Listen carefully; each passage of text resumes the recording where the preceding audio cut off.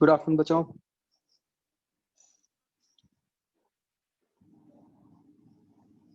So how was your Sunday? क्या किया कल?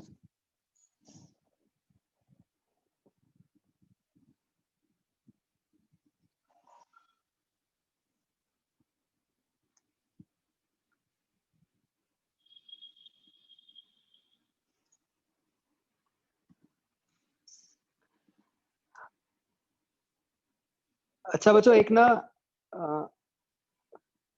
मतलब कमिंग डेज में हम एक क्लास रखेंगे। मतलब उसमें आप लोगों में से मतलब यू विल परफॉर्म। तो मतलब let it be a fun class. मेरे को बताओ, मैंने सुना है आपका बैच बहुत टैलेंटेड है। तो कौन क्या क्या करेगा?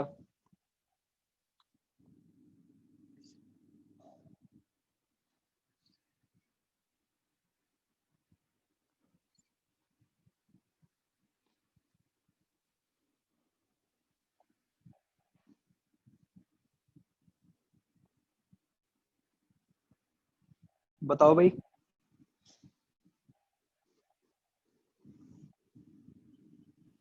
सर मैं मैनेजर बन जाऊंगा, सबको मैनेज कर दूंगा। नहीं नहीं, वो काम तो मैं कर दूंगा।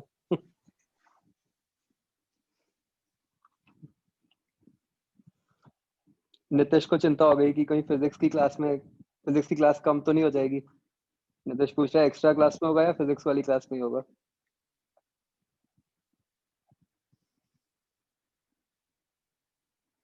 हाँ भाई, मेरे को चैट में फटाफट लिख के भेजो कि कौन क्या कर रहा है, नहीं तो फिर मैं ही साइन कर दूंगा।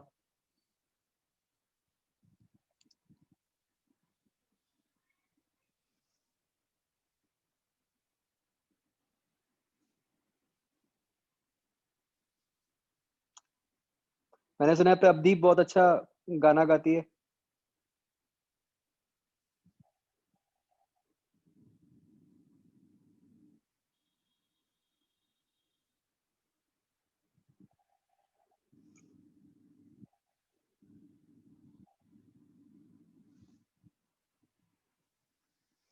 तो एनीथिंग, कोई सॉन्ग, डांस, रैप।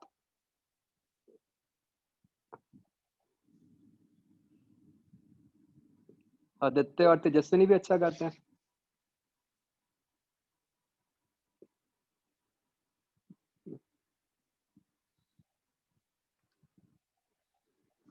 इकट्ठे गाते हैं वो, या डुएट में, या अलग अलग गाते हैं? डुएट में, अच्छा। ठीक है भाई, आदित्य तेजस्विनी तैयारी कर लो।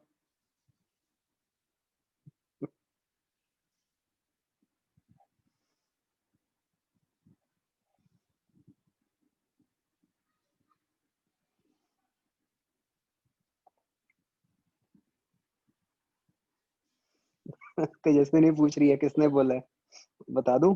किसने बोला सर, बताओ। तो चार ऑप्शन मैं देता हूँ, बोला तो पक्का उन्हीं में से किसी ने है, तो आप ही बता दो। नहीं नहीं, मैं धोखा नहीं दे सकता। चलो तुम चार ऑप्शंस बताओ।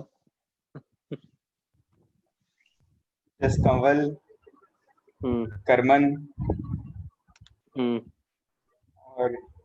और भी हैं, बट चलो अश्लीन अश्विन। हम्म। या फिर आर्यन या दीपजोत में से कोई भी हो सकता है। तो फिर इन्होंने सुना होगा तुम्हें गाना गाते हुए। नहीं सर, वो मजे ले रहे हैं अपने परमानेंट ग्रुप के बंदे हैं ना, वो सारे अच्छे दोस्तों में से हैं। और मोस्ट प्रोबेबली मेरा आंसर भी ए है, मैं आपको बता रहा हूँ।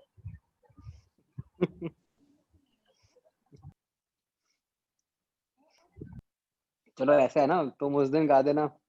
अगर तुमने बुरा गाया तो पता चल जाएगा कि जो भी था वो या थी भी वो गलत कह रहे हैं।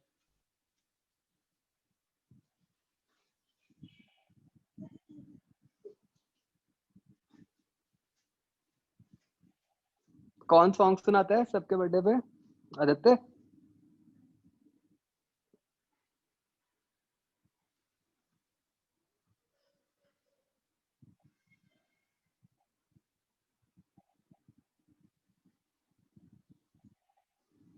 अच्छा,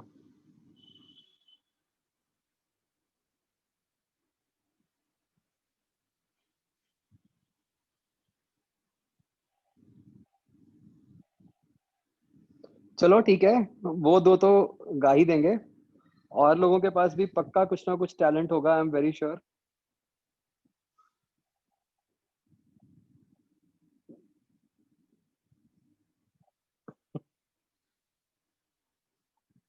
नहीं, नॉट नेसेसरली दिस वीक, वो तो देख लेंगे, बट तैयारी रखो।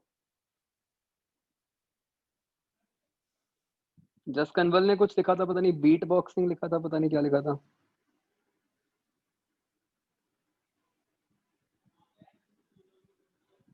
बीट बॉक्सिंग रोहन करता है बहुत अच्छी, जिसका भी करता होगा उसने कभी सुनाई नहीं, बट रोहन बहुत अच्छी करता है। अच्छा, चलो, हाँ तो बस ठीक है,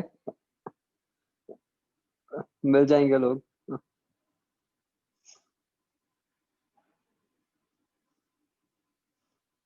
जितने चैट विद एवरीवन कर लो, आसान हो जाएगा, नहीं तो मुझे आगे कम्युनिकेट करना पड़ता है हर बार। हाँ जी, मैं लिख देता हूँ 1 मिनट। आदित्य, अगर चैट विद एवरीवन ही करना तो खुद ही बोल दो क्या लिखा था।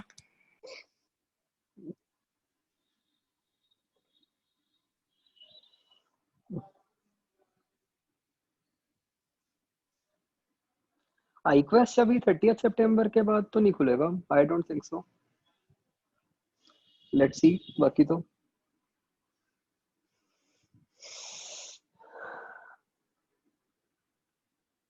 पर अब ऐसा कुछ है ना कि आप फॉर डाउट्स आ सकते हो या कुछ ऐसा, देखते हैं, अभी और क्लैरिटी आने दो।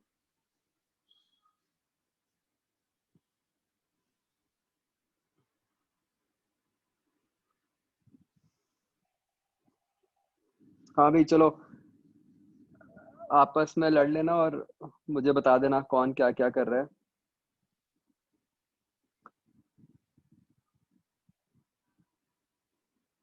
अभी बच्चों डी पार्ट हो गया।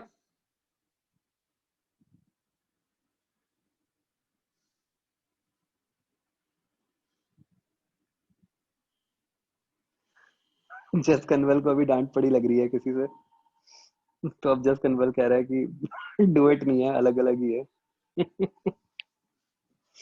किससे डांट पड़ी है जस कनवल, आदित्य से या तेजस्विनी से?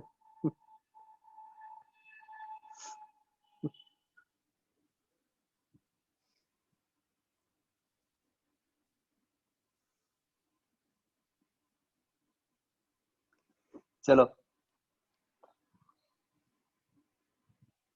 हाँ जी बच्चों, D part.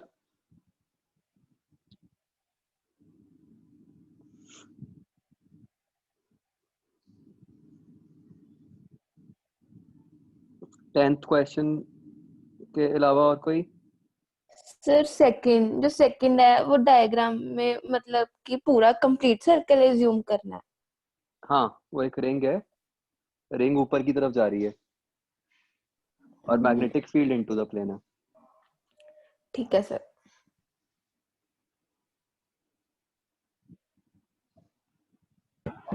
Sir 6th question, उसमें ए पार्ट बता दीजिएगा बस। सर थर्ड क्वेश्चन में मतलब ईएमएफ निकाल के सर उसके बाद पीक्यू पे देखना कि पॉजिटिव नेगेटिव कैसे आएंगे। मैं एक बार ये बता देता हूँ कि ये जैसे जो लिखा हुआ है ना कि इलेक्ट्रिकल इक्विवेलेंट क्या है। हाँ जी सर। जैसे अब थर्ड क्वेश्चन है, इसमें हम इसको, ये जो सेमी सर्कल है इसको राइट की तरफ मूव कर रहे हैं, तो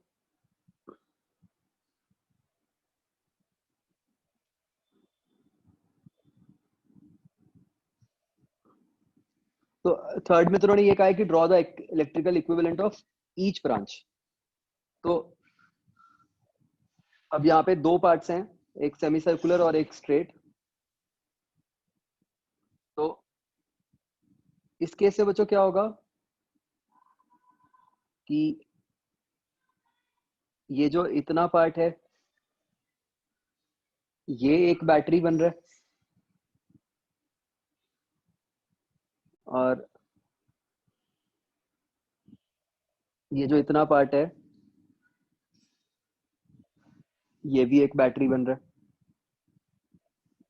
ठीक है जी। और जो नीचे वाली पार्ट है PQ, वो कुछ नहीं कर रहा, बिकॉज वो तो कोई फील्ड लाइंस को कट ही नहीं कर रहा, हमने लास्ट टाइम बात की थी। तो बेसिकली इलेक्ट्रिकल इक्विवेलेंट जो बनेगा वो सिर्फ इन दो का ही बनेगा, और वो क्या बनेगा, सेम ही है। 1 के लिए क्या बन जाएगा,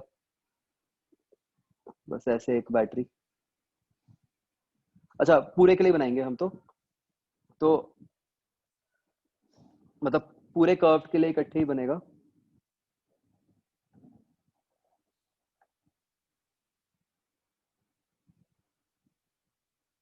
तो जो इतना पार्ट है वो एक ऐसी बैटरी बनेगा, V क्रॉस B देखो ऊपर की तरफ आ रहा है, और जो इतना पार्ट है वो ऐसे बैटरी बनेगा। तो इलेक्ट्रिकल इक्विवेलेंट बस ये है, कर्व्ड पार्ट का। सर कर्व्ड पार्ट को सर दो बैटरी से कैसे रिजेंबल किया हमने? वो इसलिए कि मतलब ये जो ब्लू वाला पार्ट है, जो मैंने आधा सेमी सर्कल बनाया है, हाँ जी सर। वो फील्ड लाइंस को कट कर रहा है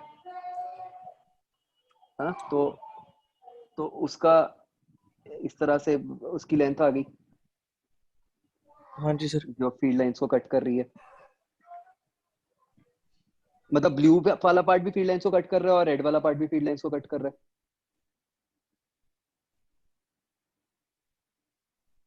सर तो इसमें इसलिए हम हमने नेट डिस्प्लेसमेंट नहीं दे सकते, जो P और Q के क्रॉस, जो P क्या हुआ है वही नेट डिस्प्लेसमेंट हो जाएगी। नहीं, नेट डिस्प्लेसमेंट का क्या मतलब हुआ? मतलब जब इक्विवेलेंट सर्किटल जो ब्रांच है सर, इसके मतलब ये नहीं दे सकते जो V और L है, जो V cross B into L करते हैं सर जो हम, तो L और उनके क्रॉस के बीच में जो cos थीटा लगाते हैं वो मतलब 0 हो गया। वैसे भी तो आप कह देख। रहे हो कि हाँ, आप कह रहे हो कि ऐसे दिखाने की जगह सीधा 0 ही दिखा देते हैं। हाँ जी सर। हाँ, वो भी ठीक है। मेरा मतलब था कि अगर मान लो आधे पार्ट का बनाना होता तो इस तरह बनता। Yes. सर एक बार सेकंड भी बता दो, उसमें एरिया कैसे लेना है? सेकंड में एरिया नहीं लेना हमें। सेकंड में भी हमें जो बेसिकली क्या होगा, यही कि रिंग ऊपर को जा रही है, तो हमें रिंग को बस रिप्लेस करना है ऐसे स्ट्रेट वायर से। ये तो जो रिंग का मतलब जो पार्ट हमें दिख रहा है, एक उसके कारण हो गया, तो उसके कारण बैटरी बन गई। आप देखो V क्रॉस B करो किधर को आ रहा है, V क्रॉस B आपका लेफ्ट को आ रहा है, तो ये इधर को आ गई।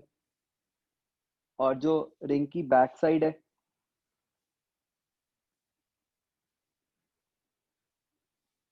उसकी भी बिल्कुल सेम ऐसे ही रॉड बन गई, तो वो भी एक बैटरी बन जाएगी। तो बेसिकली 2 बैटरीज बनेंगी। Okay sir. तो दोनों की VBL है, इसलिए आंसर तो BBL ही रहा। अगर वो नेट पूछते तो नेट 0 हो जाती। ठीक है।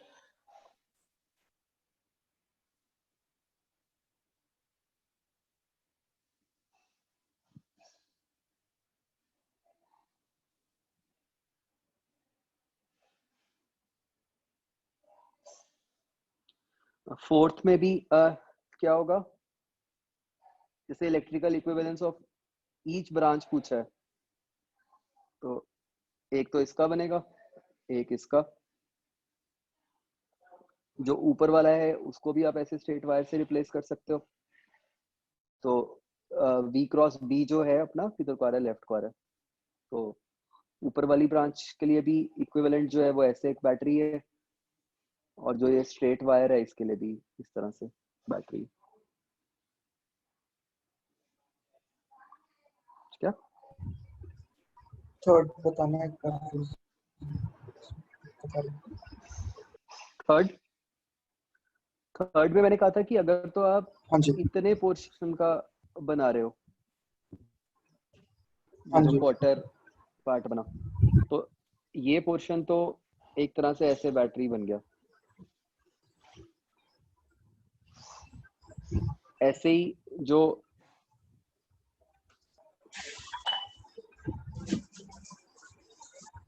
ये वाला पोर्शन है ये भी एक बैटरी बन गया, ठीक है। अगर आप पूरे का इकट्ठे ही बना दोगे तो वो तो जीरो बन ही गया, मतलब पूरे कर्व पार्ट का।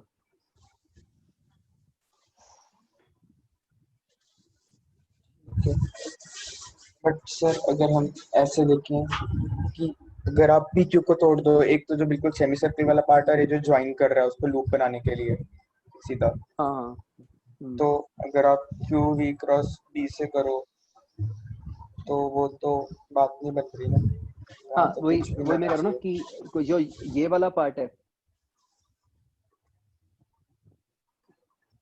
आप यही कह रहे हो ना कि अगर पूरा सेमी सर्कल बना दें,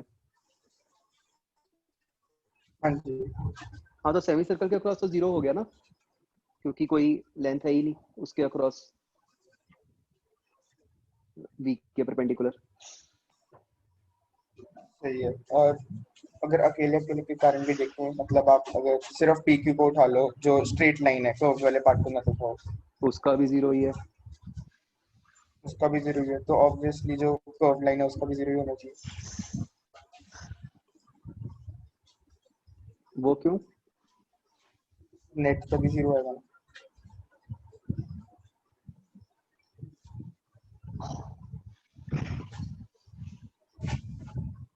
नहीं मतलब मैं समझा नहीं, आप क्या मतलब क्या कहना चाह रहे हो आप कि मतलब जीरो निकालने का ये एक और तरीका हो गया, ये कह रहे हो?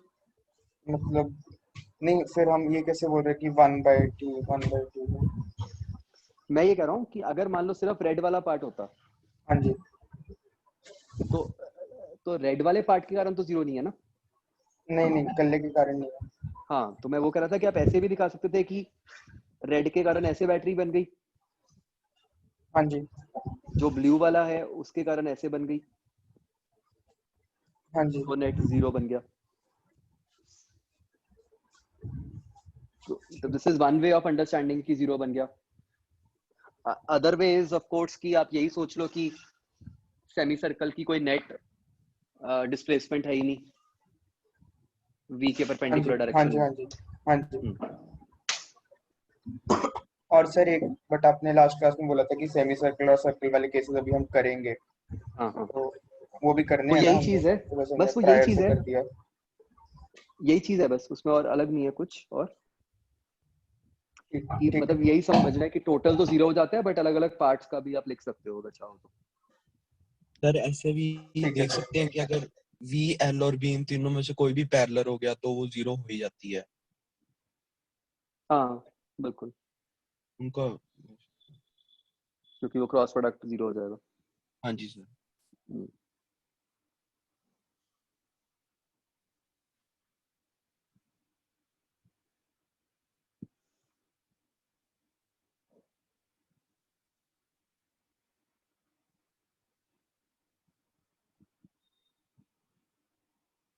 ये जैसे देखो ना 6 क्वेश्चन है, उसके लिए मैं आपको बता रहा था कि एक तो पूरे में पूछा जा सकता है और अलग अलग सेगमेंट में भी पूछा जा सकता है। तो तो ए पार्ट जो है, पूरे लूप के अंदर कितनी ईएमएफ इंड्यूस होएगी बच्चों? वो तो जीरो हो जाएगी। वाई?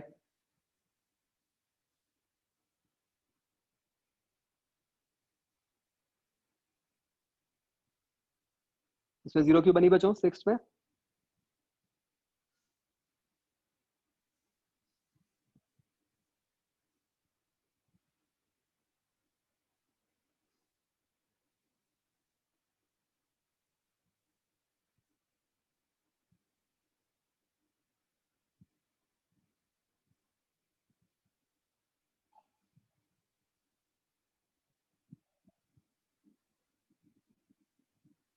क्योंकि जितनी फील्ड लाइंस एंटर कर रही हैं उतनी एग्जिट कर रही हैं, है ना। This is one way of understanding this. Flux change zero है, राइट। मोशनल ईएमएफ के हिसाब से अगर आपको समझना हो तो आप कैसे समझोगे कि भाई ये वाले पार्ट की एक बैटरी बनी, ये वाले पार्ट की एक बैटरी बनी, तो अगर आप नेट निकालोगे तो वो प्लस ई माइनस ई करके 0 बन गया। तो चाहे इसको मोशनल से समझ लो, चाहे इसको फ्लक्स चेंज से समझ लो, ठीक है, दोनों तरीके से ही आपको पता चलना चाहिए।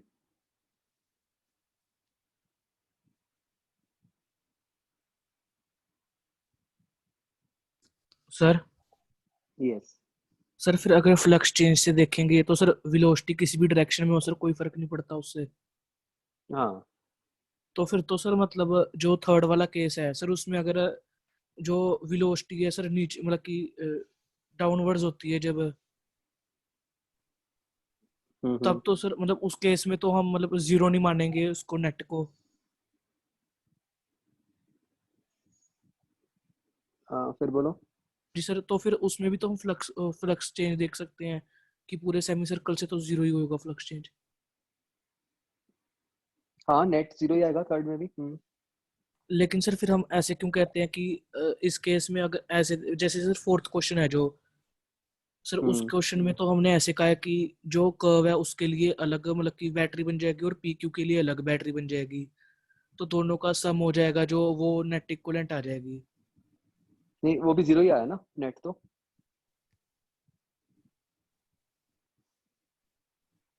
आप देखो PQ का, देखो ये सर्किट क्या बन गया।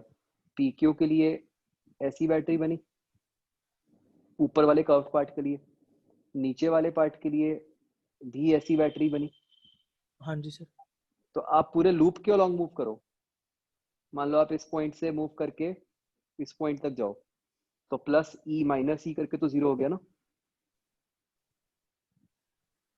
ठीक है सर, ठीक है, समझा। इस क्वेश्चन में AB की बैटरी क्यों नहीं बनी? वो वही लॉजिक कि ये रॉड ऐसे जा रही है, फील्ड लाइंस इधर है, तो ये तो कुछ कट ही नहीं कर रही फील्ड लाइंस को।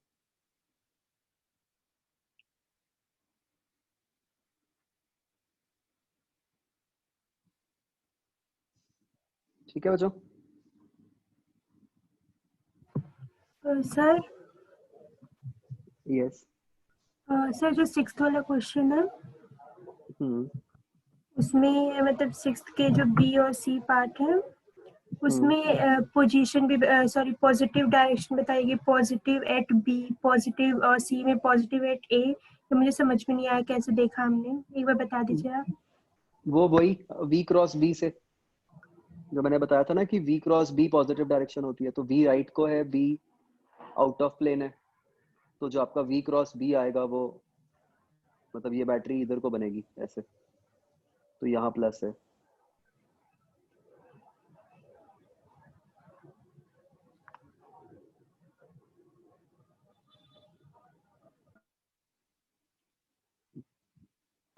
हाँ बच्चों आगे। 9th question sir. तो बच्चों आप एक बात समझो प्लीज, जैसे मान लो 7th क्वेश्चन है। सी, अगर हम फ्लक्स चेंज वाला मेथड लगाएं तो फ्लक्स चेंज से आप ये तो बता सकते थे 7th क्वेश्चन में, है ना, कि नेट 0 होगी क्योंकि फील्ड लाइंस में कोई चेंज नहीं आ रहा। लेकिन मोशनल ईएमएफ की हेल्प से आप हर साइड के करस्पॉन्डिंग भी बता पा रहे हो कि किस साइड में इलेक्ट्रिक फील्ड बनेगी, किस में नहीं बनेगी। तो अब मोशनल की हेल्प से हमें एक्स्ट्रा पता चल गया कि भाई वही BC के अंदर बैटरी बन जाएगी V क्रॉस B के हिसाब से,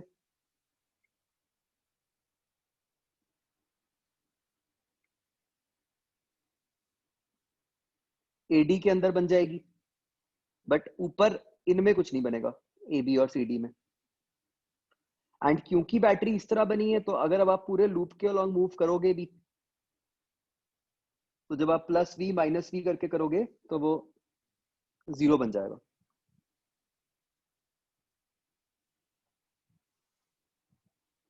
ठीक है, तो मतलब एक ध्यान रखना है कि अगर तो पूछा जाता है EMF induced in full loop तो वो 0 है, बट अलग अलग पार्ट्स के अक्रॉस EMF जनरेट हो सकती है या फिर इलेक्ट्रिक फील्ड जनरेट हो सकती है। फ्लक्स वाला मेथड आप सिर्फ तब लगा सकते हो जब आप पूरे लूप के लिए निकाल रहे हो। मोशनल ईएमएफ वाला मेथड जो है वो आप एक पर्टिकुलर सेगमेंट के ऊपर भी लगा सकते हो। यस। एक ना जनरल डाउट था नोट से कि हमने बोला यहाँ पे एक नेट ईएमएफ बन जा रही है हर सेगमेंट के करस्पॉन्डिंग जो हम बता सकते हैं। तो सेल में तो उसका ये काम होता है कि हमने पढ़ा हुआ है कि उसके अंदर एक केमिकल रिएक्शन हो रहा होता है इलेक्ट्रोकेमिकल सेल में, जो उसको low potential to high potential पहुंचा देता है चार्ज को, ताकि आगे से फिर मूव हो सके। यस। यहाँ पे जैसी ईएमएफ बनी तब तो ठीक है, वरना उसको अंदर कौन पहुंचाएगा ताकि हम उसका कोई यूज कर सकें ईएमएफ का जो बनी है। वो यही जो इंड्यूस्ड इलेक्ट्रिक फील्ड है वो पहुंचाएगी। अंदर से मतलब समझ नहीं आया कैसे पहुंचाएगी। वो तो बस ऐसे है ना कि वो तो एक उसने सेल का एक पॉजिटिव और नेगेटिव टर्मिनल दे दिया, लेकिन अंदर से उसको पहुंचाना एक क्रॉस द ग्रेडियंट वो कैसे होगा? हाँ वही, मतलब वो जो इलेक्ट्रिक फील्ड है वही लेके जाएगी चार्ज को।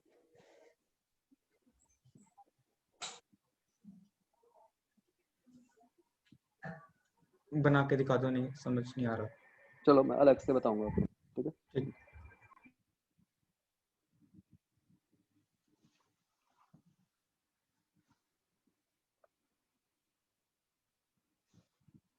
डायरेक्शन कैसे देखनी होती है? V क्रॉस B, मतलब V क्रॉस B, जैसे 5th क्वेश्चन है ये बिल्कुल डायरेक्शन पे बेस्ड है।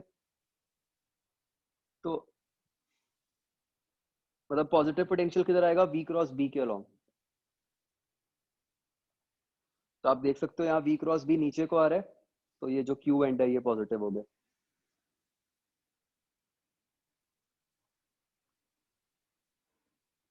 एट्थ क्वेश्चन कि बस एक एरोप्लेन है, उसके विंग्स के बीच में 50 मीटर्स का डिस्टेंस है, वो हॉरिजॉन्टली फ्लाई कर रहा है और मैग्नेटिक फील्ड ऐसे है नीचे को, वर्टिकल कंपोनेंट। ठीक है, तो इंड्यूस ईएमएफ क्या हो गई? यही VBL हो गई। एल आपको दिया हुआ है, बी दिया हुआ है।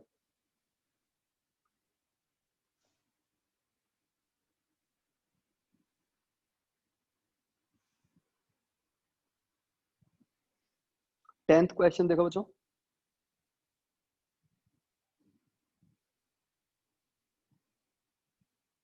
नाइन्थ भी बताओ सर।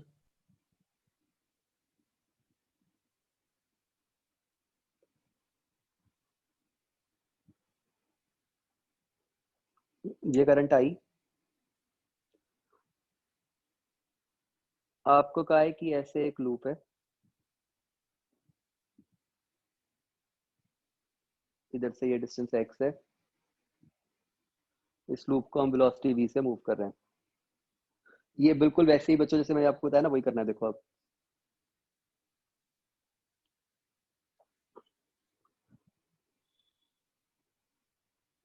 तो बच्चों ऑब्वियसली जो करंट है वो किस तरीके का है, उसके कारण फील्ड लाइंस ऐसे बनेंगी।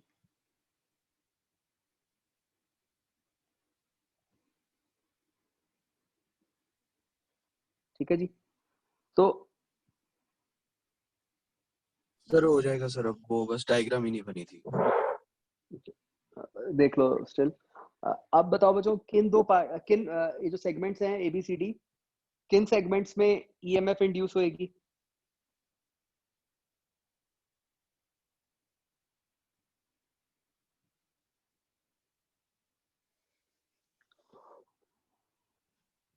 AB और CD है ना, वर्टिकल वाले।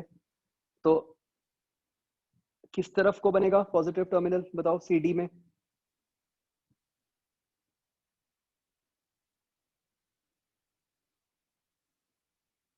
ऐसे ऐसे इधर ये बनेगा। तो ये जो बैटरी बनी, ये क्या बनी? मान लो VB2L,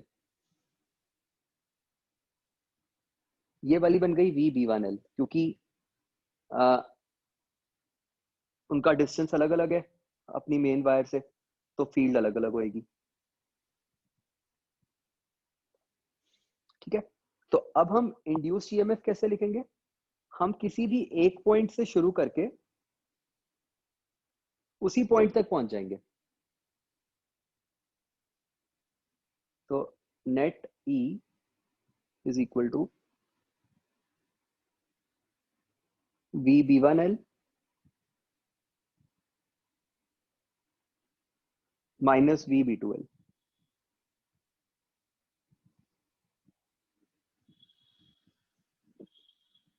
तो याद करो किरचॉफ में हम जब हम करंट वाले चैप्टर में किरचॉफ लगाते थे तब हम ये कह देते थे कि एक पॉइंट से उसी पॉइंट पे जब वापस आ गए तो वो जीरो हो जाता है। यहां पे जीरो नहीं होता बच्चों।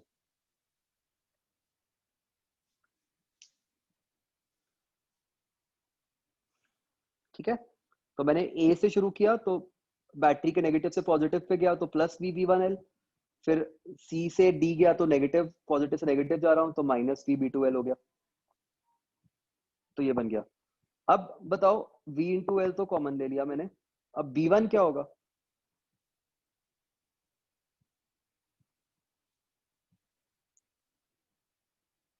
टेंथ इंपॉर्टेंट है बच्चों क्वेश्चन।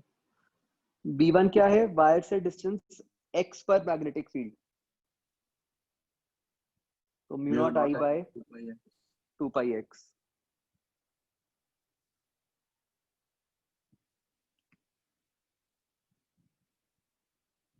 b2 क्या है?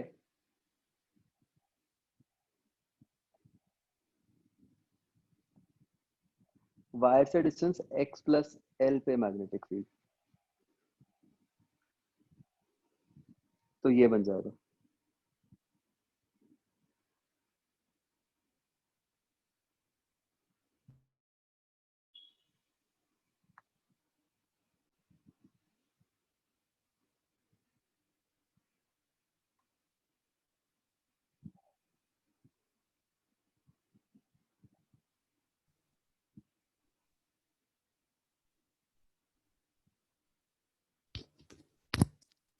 सर इसमें भी कैसे आएगा? ये जो इनफाइनाइट वायर है उसके कारण। नहीं सर, जो सर जैसे इसको जो सर हम करेंगे तो सी ऑप्शन है ना पीछे सर। इससे सी बन जाएगा, यस। हाँ जी सर, तो सर मतलब लेंथ तो एल तो आ जाएगा, लेकिन सर जो ब्रेथ है सर वो कैसे आएगी बी? अच्छा ये मैंने गलत लिख दिया ना, ये VBL में हमें तो ये L नहीं आना था, वो B आना था वहाँ। मुझे ठीक कर लो प्लीज, मैंने यहाँ लेंथ L मान ली, इस फिगर के हिसाब से तो वो L नहीं है ना, वो B है।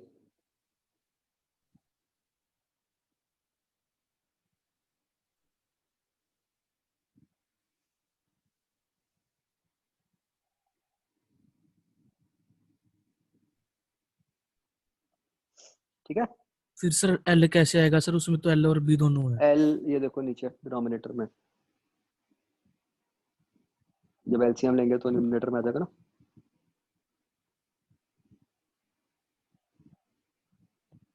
ठीक है सर। हाँ जी बच्चों, एक्सरसाइज 1 9th क्वेश्चन बता दो सर एक्सरसाइज 0 का। 9।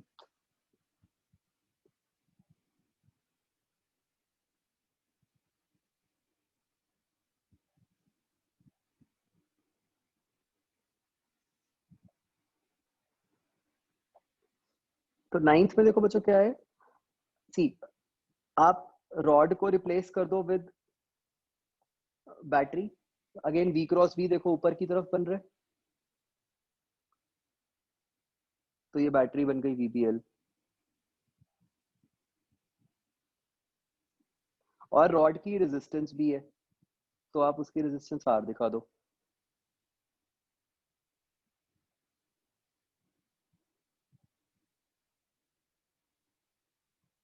बाकी ये R1 R2 तो हो ही गए इस तरह से। अब आपका ये सर्किट है, अब आपको इस ब्रांच में करंट बताना है, तो क्या करोगे आप? R1 R2 पैरेलल में, फिर वो R के साथ सीरीज में, तो करंट निकल जाएगा EMF अपॉन टोटल रेजिस्टेंस। हो जाएगा सर, वो मैंने आर को भी पैरेलल में ले लिया था। चलो एक्सरसाइज 1।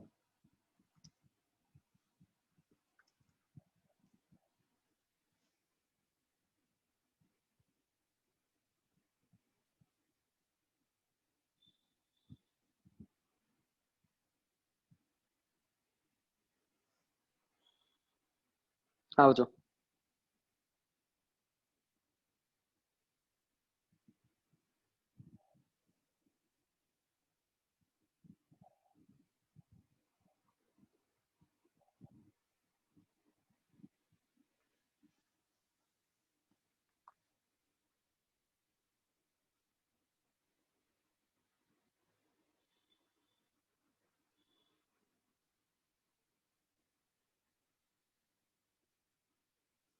फोर्थ क्वेश्चन देखो, बी किधर को होगा करंट कैरिंग वायर के कारण अंदर को, बी दिया हुआ है, बी क्रॉस बी करो किधर को आ रहा है, लेफ्ट को आ रहा है, तो एक्स वाला पॉजिटिव हो गया, वाई वाला नेगेटिव हो गया। आगे बचो।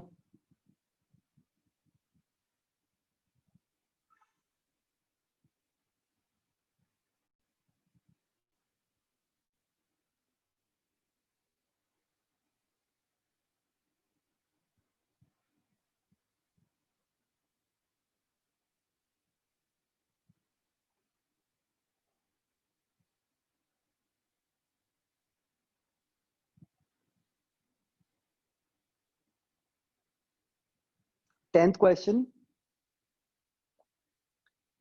देखो, एक वायर है जो ईस्ट वेस्ट डायरेक्शन में है,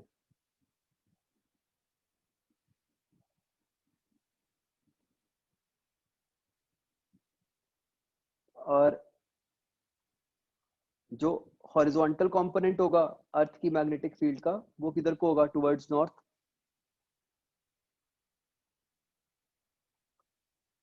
ये हो गया बी। ये वायर अब नीचे को गिर रही है, मतलब वर्टिकली डाउन, इस फिगर के हिसाब से इनटू द प्लेन जा रही है वायर, मतलब जो वेलोसिटी है that is into the plane. मतलब इमेजिन करो कि सिचुएशन कैसी है कि आपने अपने पेन को फर्श के पैरेलल रखते हुए छोड़ दिया,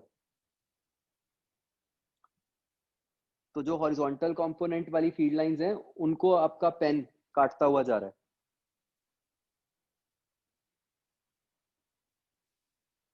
तो जो V है दैट इज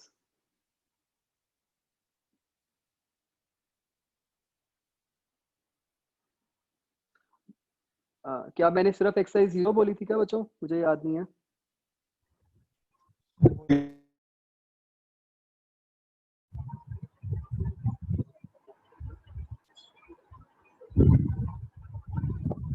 बताना बच्चों।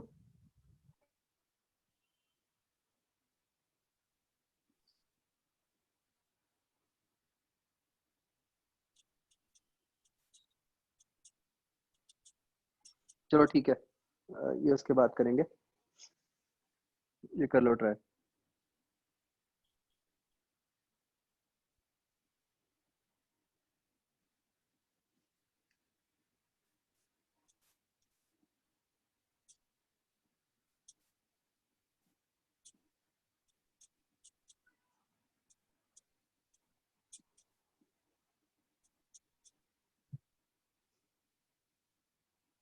जब डायरेक्शन ऑफ ईएमएफ लिखा होता है उसका मतलब यही होता है कि मतलब कौन से एंड को प्लस लेना है, कौन से एंड को माइनस लेना है, मतलब उसके हिसाब से अगर जो करंट बनेगा वो किधर को बनेगा, ऐसा कुछ।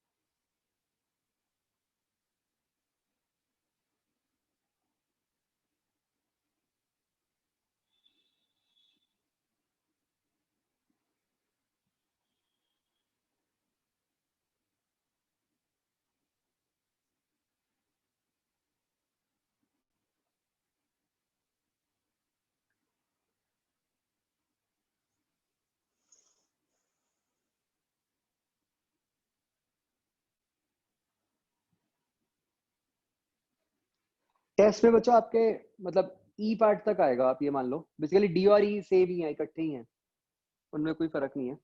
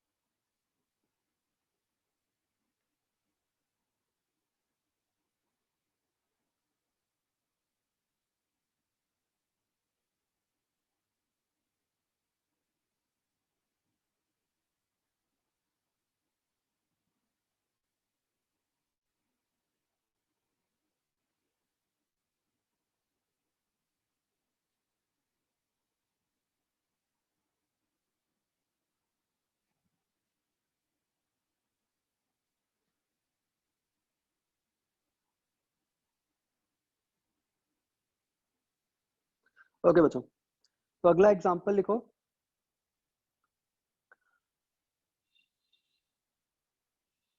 ये बच्चों दो कंडक्टिंग रेल्स हैं, हॉरिजॉन्टल, ऊपर और नीचे। उनके लेफ्ट साइड पे एक रेजिस्टेंस आर लगी हुई है। नीचे को इनटू द प्लेन एक मैग्नेटिक फील्ड बी है, और इनके ऊपर हमने एक रॉड रखी हुई है which is moving with a velocity be towards right. ठीक है, तो हम कुछ क्वांटिटीज निकालना चाहते हैं। सबसे पहले तो हम इस सिचुएशन का इक्विवेलेंट सर्किट बनाएंगे। अगेन इक्विवेलेंट सर्किट का क्या मतलब है कि we will replace the rod with a battery. तो मुझे बच्चों बताओ रॉड की ईएमएफ क्या हुई?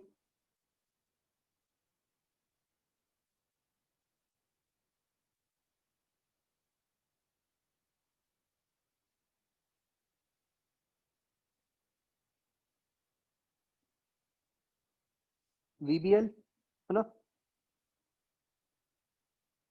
और किस तरफ को पॉजिटिव टर्मिनल आएगा बताओ?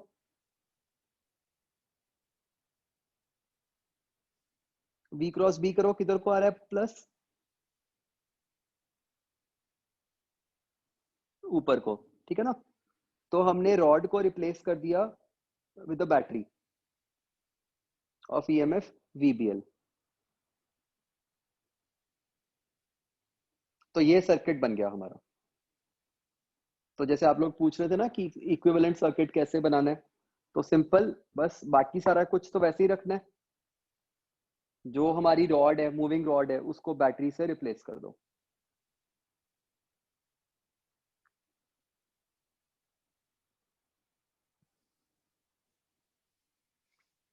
तो मुझे बताओ बच्चों कि इस केस में सर्किट के अंदर करंट कितना होगा?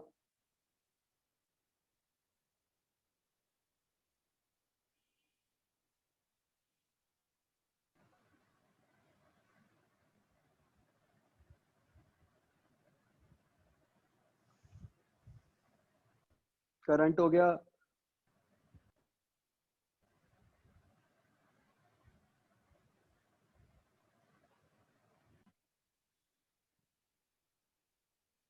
VBL bye are, right. तो बताओ रेजिस्टर की पावर क्या होगी?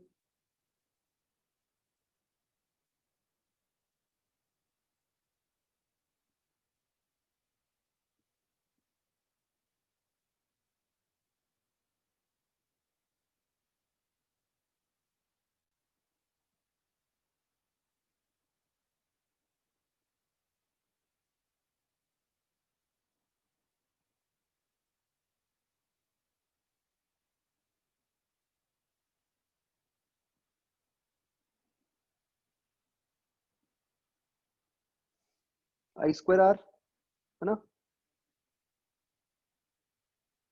तो आई की वैल्यू पुट कर दो, क्या बन गया ये?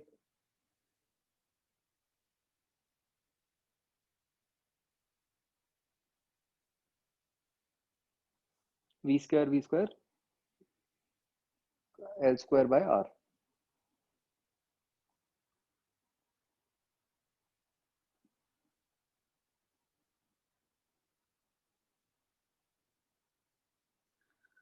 तो बच्चों हमने तो यहाँ पे करंट की डायरेक्शन जो निकाली है वो ये बैटरी लगा के उससे निकाली है।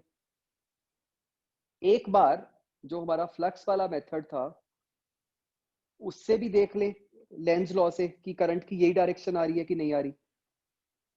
जैसे आप ऊपर वाले फिगर पे देखो, जैसे जैसे रॉड राइट को जा रही है तो एरिया बढ़ता जा रहा है, जो लेफ्ट साइड पे फिगर है, जो लेफ्ट साइड वाला लूप है। तो लेंस लॉ के हिसाब से करंट की क्या डायरेक्शन आएगी, क्लॉकवाइज या एंटी क्लॉकवाइज, बताना मुझे।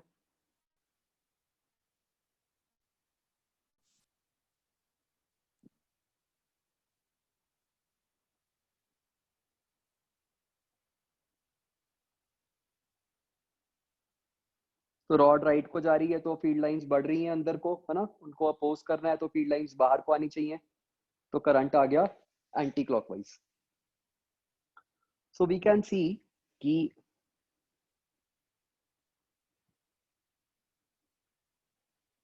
जो डायरेक्शन ऑफ करंट है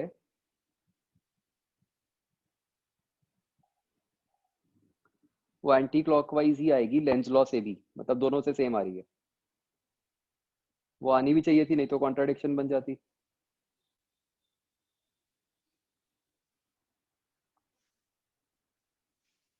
ओके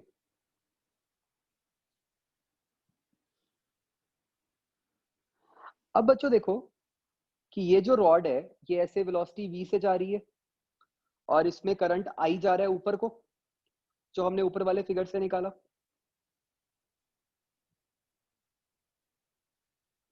राइट तो क्या इस रॉड के ऊपर, बेसिकली ये कैसा केस है, current carrying wire in a magnetic field, तो क्या इसके ऊपर एक फोर्स लगेगी लेफ्ट को?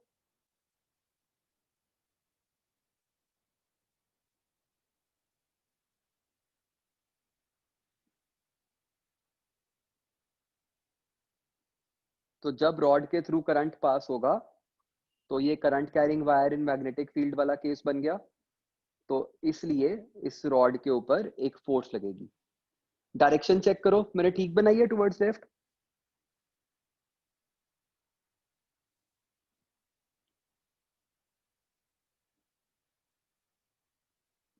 ओके तो ये लिखो कितनी फोर्स होगी।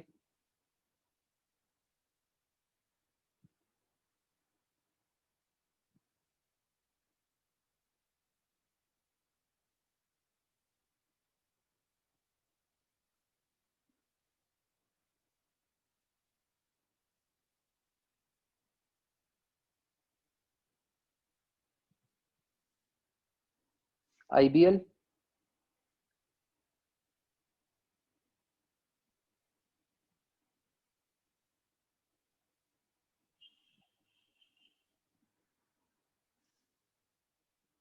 तो वो बन गई v b square l square by r. ठीक है बच्चों ये वाला तो एक केस ना याद ही रखना है आपने।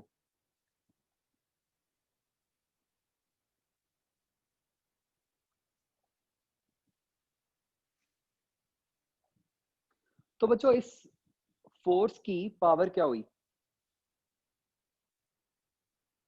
मैंने लिख दिया कि पावर का फॉर्मूला अगर आपको ना याद हो एफ डॉट वी होता है, तो उसके हिसाब से पावर क्या बन गई बच्चों बताओ।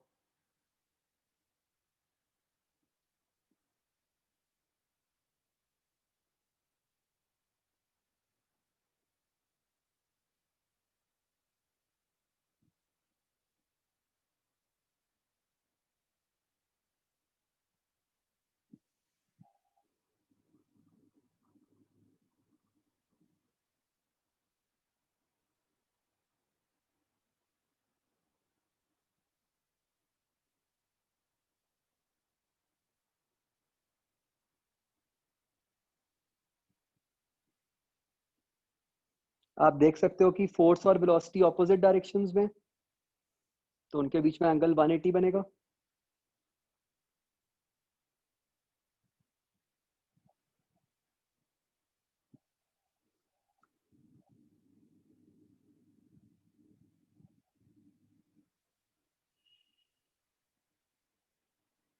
तो ये कितना बन गया?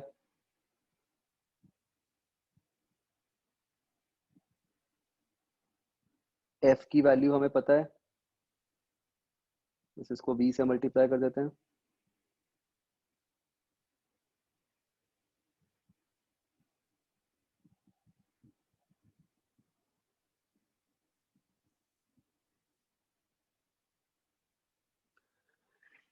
इससे बच्चों क्या समझ आ रहा है सेकंड और फोर्थ से? इसको देख के क्या आइडिया लग रहा है? सबसे पहले तो पावर नेगेटिव आने का क्या मतलब है बच्चों?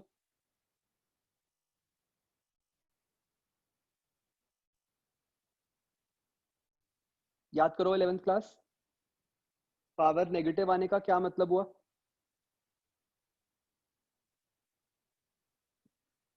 कि ये जो फोर्स है वो रॉड की एनर्जी को कम कर रही है, वो रॉड को स्लो डाउन कर रही है।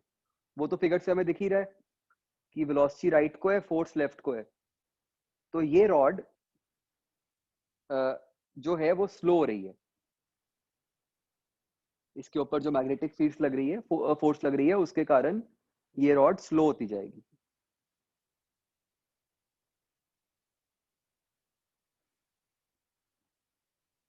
तो अब मुझे ये बताओ क्या समझ आ रहा है सेकंड और फोर्थ वाले आंसर्स को देख के? क्या आइडिया लग रहा है?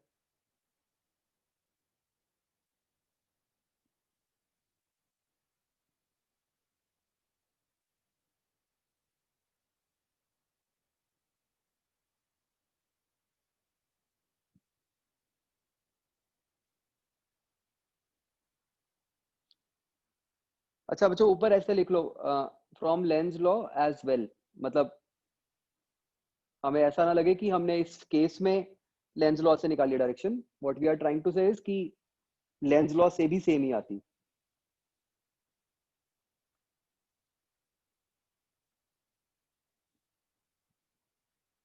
तो बच्चों यहाँ पे हमें क्या बात समझ आ रही है, आप देखो कि ये जो सिचुएशन बनी, इस सिचुएशन में हो क्या रहा है भाई? रॉड को हमने वेलोसिटी v दे दी, तो रॉड के पास काइनेटिक एनर्जी है। अब इसकी वेलोसिटी v के कारण क्या हुआ? करंट फ्लो करने लग गया, जिस कारण से रेजिस्टर से पावर प्रोड्यूस होनी शुरू हो गई। तो भाई जो रेजिस्टर के पास पावर आ रही है वो कहां से आ रही है?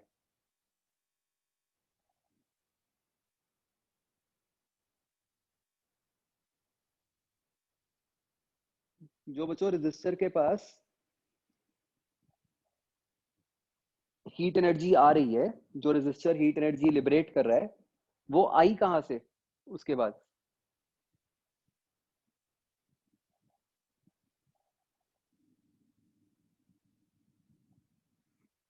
वो उसके पास आ रही है from the kinetic energy of rod. तो रॉड स्लो होती जा रही है और उस कारण से जो रॉड की काइनेटिक एनर्जी है वो रेजिस्टर के थ्रू हीट की फॉर्म में लूज होती जा रही है।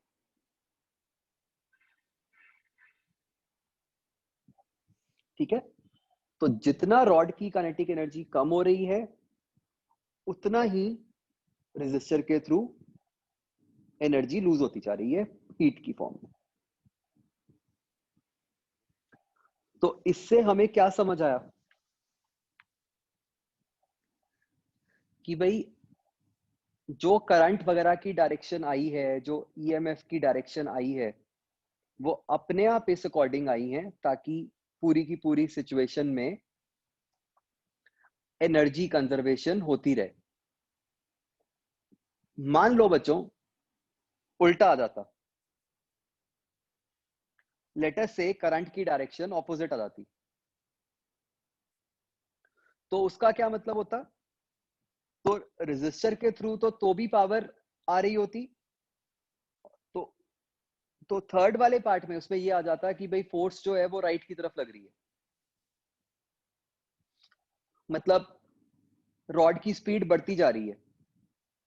तो बच्चों क्या हम कोई ऐसा अरेंजमेंट बना सकते हैं, फिजिकली सोचो, जिसको आपने एक बार वेलोसिटी v देके छोड़ दिया, अब उस अरेंजमेंट में रॉड की स्पीड भी बढ़ती जा रही है और रेजिस्टर से भी पावर मिलती जा रही है।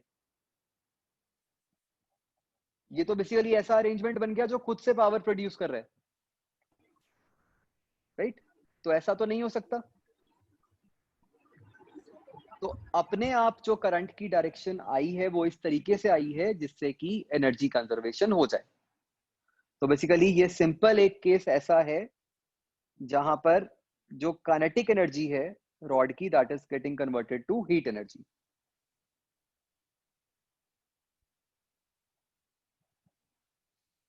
ठीक है?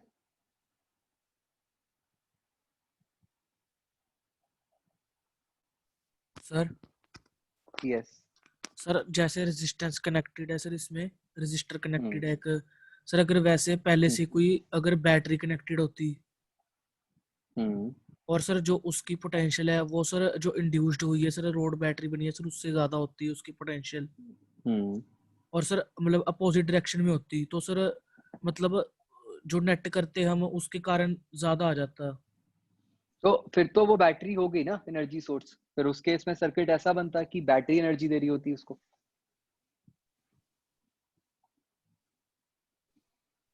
नहीं सर, उससे फिर रोड पे कोई फर्क पड़ेगा? हाँ मतलब उस केस में फिर मतलब ऐसा भी आ सकता है कि रॉड की स्पीड बढ़ रही हो, बट फिर तो हम एक्सप्लेन कर सकते हैं ना कि रॉड के पास एनर्जी कहाँ से आ रही है, वो जो नई बैटरी से आ बैटरी है रही है। उससे आ रही है। हाँ ठीक है sir. Excuse me sir, yes. फिर मतलब जब हमने मतलब अभी कोई ई इंड्यूस नहीं हुआ है, करंट नहीं आ रहा है, लेकिन जब हमने कल का सिनेरियो पढ़ा था कि ये ई आता क्यों है, तो उस टाइम भी इलेक्ट्रॉन की मूवमेंट होती है जब ई बनता है उसके अंदर और के अंदर ही, हाँ हाँ। तो तब भी कंडक्टर की कुछ ना कुछ तो रेजिस्टेंस होती है, तो स्पीड कम होती होगी। नहीं, जो आप कह रहे हो that is equivalent to saying कि कोई कंडक्टर हमने वैसे ही रखा हुआ है, तो उस कंडक्टर में क्या उस कंडक्टर की एनर्जी पड़े पड़े की कम होती रहती है? बट यहाँ पे तो पहले ही उसके पास भी वेलोसिटी थी ना, उसके कारण चार्जेस पे फोर्स लगी। अब रेजिस्टेंस तो उनको है ही मूव करने में, सेपरेट होने में, एक ई इंड्यूस जो आ रहा है उसको लाने के लिए इलेक्ट्रॉन्स मूव कर रहे, रेजिस्टेंस कर रहे हैं, तो वेलोसिटी कम होनी चाहिए। हाँ वही मैंने आपको जो एक बताया था ना कि मोमेंटली वो, आई आएगा। हाँ बिल्कुल वो मोमेंटरली आएगा, तो वो बिल्कुल इनिशियली थोड़े से पार्ट के लिए ऐसा होगा कि वो हाँ एनर्जी जी, लूज होगी। तो अगर v कम हो गया तो E induced is equal to we B, जिस v से वो एंटर किए बोलना तो गलत हो गया। नहीं वो तो बिल्कुल v इनिशियल तो इंस्टेंट चेंज के लिए ही हुआ, हुआ ना, उसके बाद तो वो होना बंद हो जाएगा। तो मतलब सर ई तो अगर v बढ़ा है तो अच्छा खासा इंड्यूस होना है, मतलब, और अगर वो अच्छा खासा इंड्यूस होना है तो चाहे वो मोमेंटरी हुआ हो तो और भी सही हो जाएगा, क्योंकि चार्ज तो उतने मूव किए इंड्यूस करने के लिए, और मोमेंटरी मतलब बहुत ज्यादा करंट फ्लो किया इतने से टाइम में, तो फोर्स भी बहुत ज्यादा लगी होगी अचानक से, पल्स टाइप से ही लग गया होगा। हाँ बट टाइम बहुत छोटा है ना, टाइम वो बहुत तो छोटा सर, है, तो जो डिस्प्लेसमेंट है चार्ज वो पार्टिकल्स तो की सर, वो बहुत छोटी है। मैंने आपको बताया था कि हम रॉड तो वैसे दिखा रहे हैं, अदरवाइज तो ये बहुत छोटे से पीस के लिए हम निकाल रहे हैं। बिल्कुल ये नहीं समझ आ रहा, टाइम छोटा होना तो और अच्छी बात नहीं है, क्योंकि चार्ज कुछ, जितना चार्ज फ्लो होना है उतना तो होना ही होना चलो है, तो करंट तो टाइम को ज्यादा ही भूल होगा। जाओ, एनर्जी का टाइम से तो वैसे भी लिंक नहीं होता। जो अगर जो रॉड है वो है ही आपकी बहुत छोटी सी लेंथ की, जो मैंने आपको बोला था कि नॉर्मली बहुत छोटी होती है, हाँ जी, तो फिर तो जो डिस्टेंस ट्रैवल्ड है वो बहुत छोटा सा है ना। हाँ जी, तो अगर डिस्टेंस ट्रैवल्ड बहुत छोटा है तो कोई भी फोर्स का वर्क डन बहुत कम होएगा। अच्छा, ठीक है, ठीक। तो बच्चों ये एक बात दोबारा समझ लो, हमने क्या निकाला है, हमने एक तो रेजिस्टर की पावर निकाली है, फिर हमने रॉड के ऊपर जो फोर्स लग रही है वो लिखी, और हमने उस रॉड की पावर लिख दी, सॉरी उस फोर्स की पावर लिख दी, तो ये जो फोर्स की power I, this is exact negative of जो रेजिस्टर की पावर थी। तो इससे हमें ये पता चल रहा है, पावर नेगेटिव आने का क्या मतलब था कि रॉड की एनर्जी कम हो रही है, वो तो हमें दिख ही रहा है कि उस पर फोर्स ऑपोजिट डायरेक्शन में लग रही है। तो बेसिकली हमने ये प्रूव कर दिया है कि जितना रॉड की एनर्जी कम हो रही है उतना ही रेजिस्टर के थ्रू हीट एनर्जी प्रोड्यूस हो रही है। तो भाई सारा कुछ एनर्जी के हिसाब से ठीक है, कोई एनर्जी कंजर्वेशन में कोई दिक्कत नहीं आई हमें। तो यहां से बच्चों हम ये कहते हैं कि भाई पहले हमारे पास कोई लॉजिक नहीं था कि लेंज लॉ ने वो वाली डायरेक्शन क्यों दी जो उसने दी थी कि भाई फ्लक्स को अपोज करना है। ठीक है, तो ये सारा कुछ पढ़ के हमें ये समझ आ जाता है कि जब लेंज लॉ वाली डायरेक्शन भी हम मानते हैं तो अपने आप एनर्जी पॉइंट ऑफ व्यू से सारा कुछ ठीक हो जाता है। तो हमें ये पता चल जाता है इससे कि Lenz law is based on conservation of energy. तो ऑल्दो हमने इसको प्रूफ तो एक पर्टिकुलर केस के लिए ही किया है, बट हम इसी बात को जनरलाइज करके भी बोल देते हैं कि लेंज लॉ का अंडरलाइंग प्रिंसिपल क्या है, कंजर्वेशन ऑफ एनर्जी।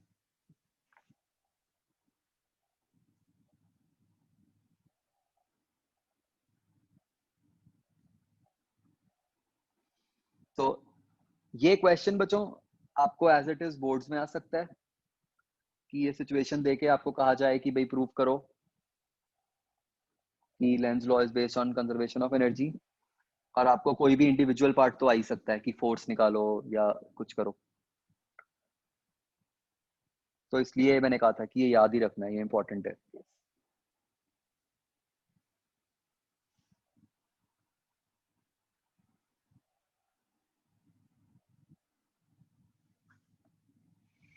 ठीक है भाई, सबको समझ आ गए?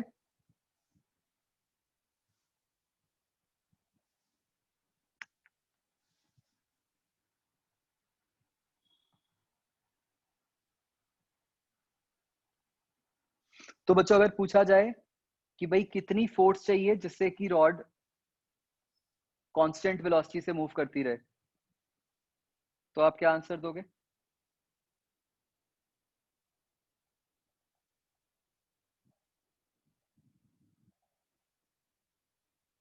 आईबीएल है ना, जितनी फोर्स उस पे पीछे को लग रही है अगर उतनी फोर्स हम आगे को लगा देंगे तो रॉड वो कांस्टेंट वेलोसिटी से मूव करती रहेगी।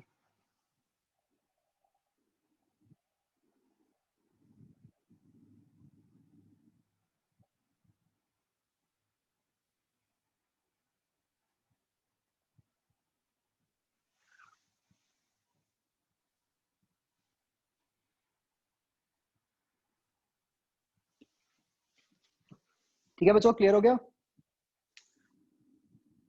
बोल दो भाई यस नो कुछ। ये सर। यस सर सर हाँ हाँ यस। सर जो हम लेंथ एल लेते हैं हम्म सर, वो मतलब कि किस बेसिस पे लेते हैं सर? जो मैग्नेटिक फील्ड है, जो हम्म जितने मतलब कि सर जितनी मैग्नेटिक फील्ड को वो कट कर सकती है सर, हम उतनी लेंथ लेते हैं ना। हाँ तो सर अगर मतलब कि जो सर्किट बनेगा सर हम ऐसे मान रहे हैं कि हमने एक इस रोड को सर्किट में मतलब कि लगा दिया कि वो ऐसे मूव कर सकती है। हम्म। लेकिन सर अगर ये तो हमने ऐसे कहा कि हमने एंड टू एंड कनेक्ट कर दी, मतलब दोनों हम्म दोनों बिल्कुल टर्मिनल पॉइंट्स कनेक्ट कर दिए उसके। हम्म लेकिन सर अगर कुछ डिस्टेंस छोड़ के सर दोनों तरफ से हमने फिर कनेक्ट की, हम्म। तो सर उससे मतलब कि जो आईबीएल होगी और सर जो मतलब कि दूसरी फोर्स होगी सर, उस पर फर्क पड़ेगा कोई?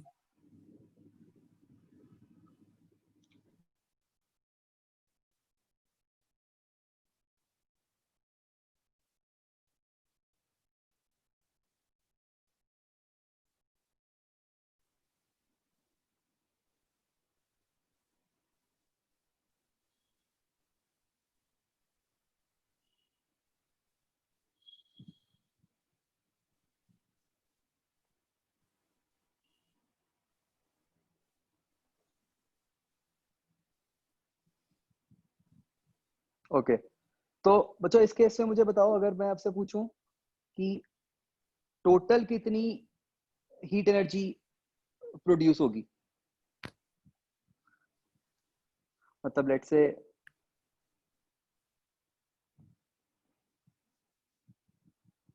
बच्चों यही सिचुएशन है,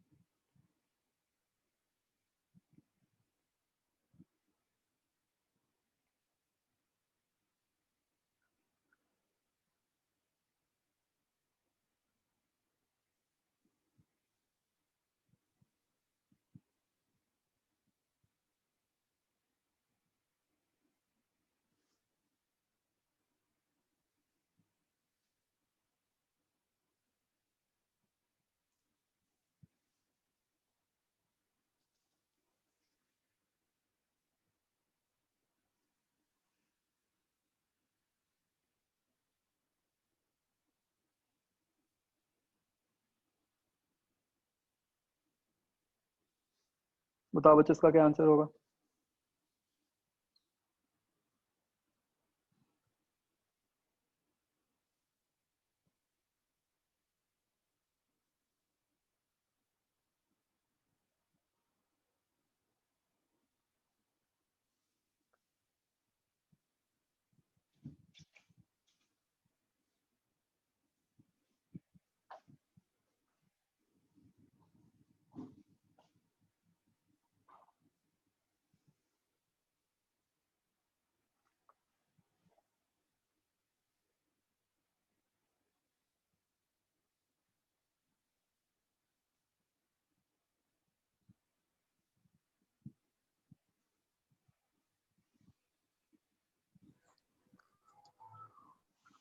बोलो बच्चों क्या आंसर आएगा।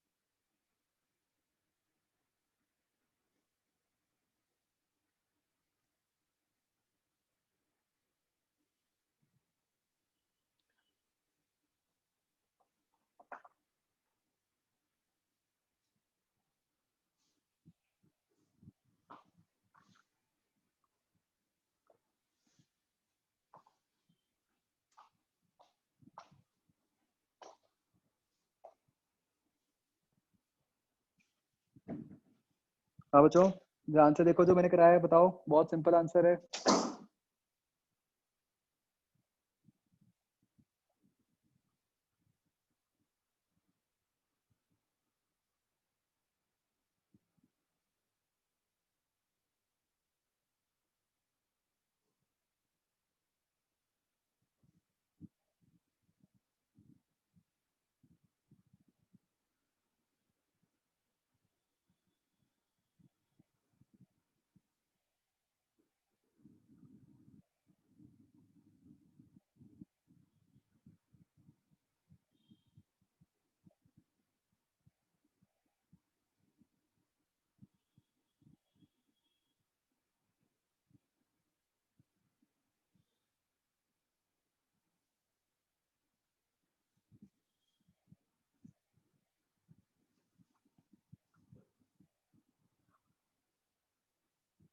अच्छा बच्चों आप में से कुछ लोगों ने ना कहा था कि वो YouTube पे वीडियोस पता नहीं चलता कौन सी है, तो वीडियो पे ना डेट और टाइम लिखा होता है, डेट तो ठीक लिखी होती है, टाइम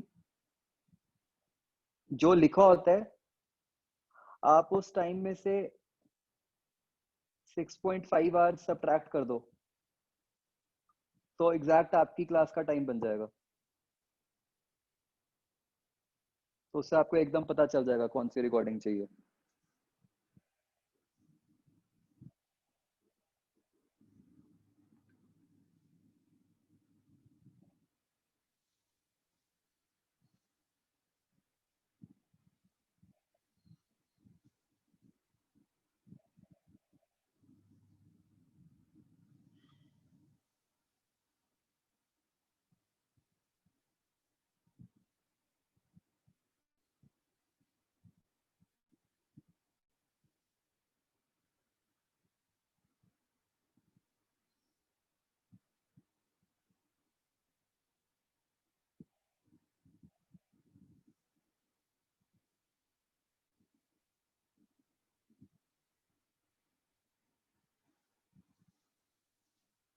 नहीं हुआ बच्चों अभी तक?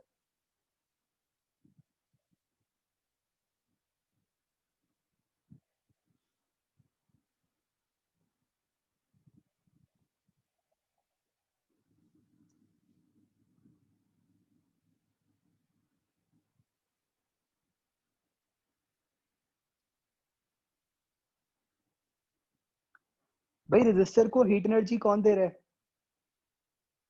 उसके पास कहां से आ रही है एनर्जी?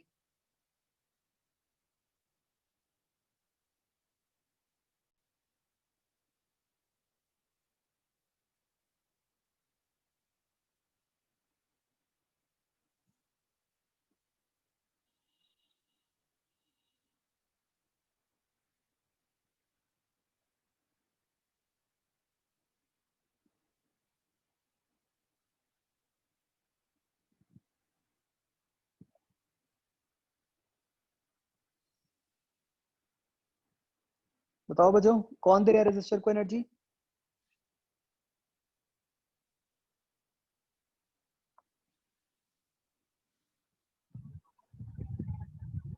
रॉड का मोशन। रॉड ही दे रही है ना।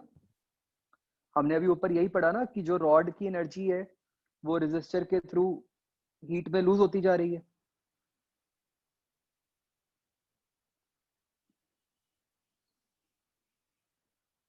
तो कितनी हीट एनर्जी प्रोड्यूस होगी जितनी रॉड के पास काइनेटिक एनर्जी है, which is nothing but half mv naught square. That's it. आप में से कुछ लोगों ने आंसर लिखा पावर इनटू टाइम, बट वो टाइम तो हमें पता ही नहीं ना, वो तो इंटीग्रेट करके निकालना पड़ेगा फिर पावर dt। भाई क्वेश्चन क्या था कि बताओ कि रेजिस्टर के थ्रू कितनी हीट एनर्जी डिसिपेट होएगी। अब रेजिस्टर के थ्रू उतनी ही हीट एनर्जी प्रोड्यूस होएगी। रेजिस्टर को कौन दे रहा है एनर्जी? रॉड दे रही है। तो रेजिस्टर के थ्रू उतनी ही हीट एनर्जी प्रोड्यूस होगी जितनी की रॉड उसको दे रही है। और रॉड कितनी दे सकती है? Half mv square. तो इसलिए क्या आंसर बन गया हमारा? सीधा सीधा हाफ mv स्क्वायर।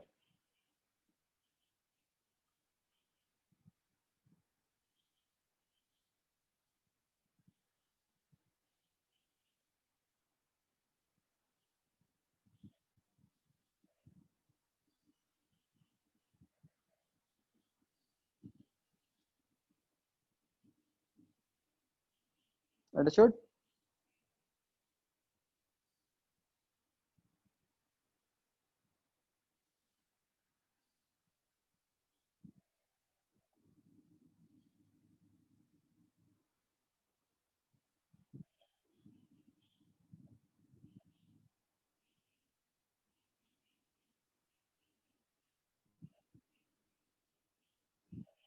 हाँ बच्चों बताओ, ये समझ आया कि नहीं? Yes sir.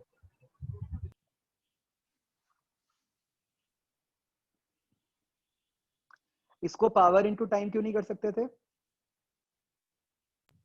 टाइम निकालना पड़ता। टाइम निकालना पड़ेगा। तो मतलब ऑब्वियसली अगर आप इसको उससे निकालोगे पावर dt इंटीग्रल तो उससे भी आ जाएगा, बट टाइम गिवन ही नहीं है, टाइम निकालना पड़ेगा। मतलब ये क्वेश्चन तो सिंपल इस कंसेप्ट पे बेस्ड है कि आपको पता हो कि भाई एनर्जी वाइज क्या चेंज आ रहा है।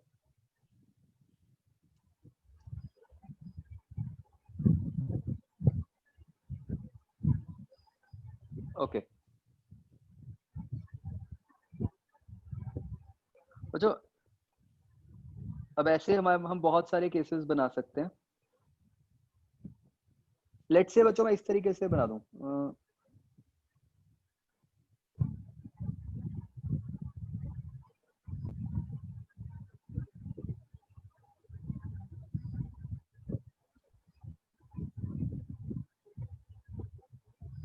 ये एक वर्टिकल प्लेन है,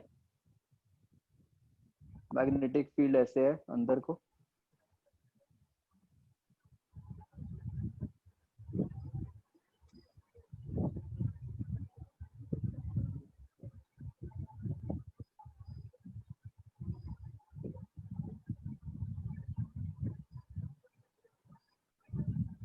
ठीक है। ग्रेविटी को मानना है आपने, कंसिडर ग्रेविटी।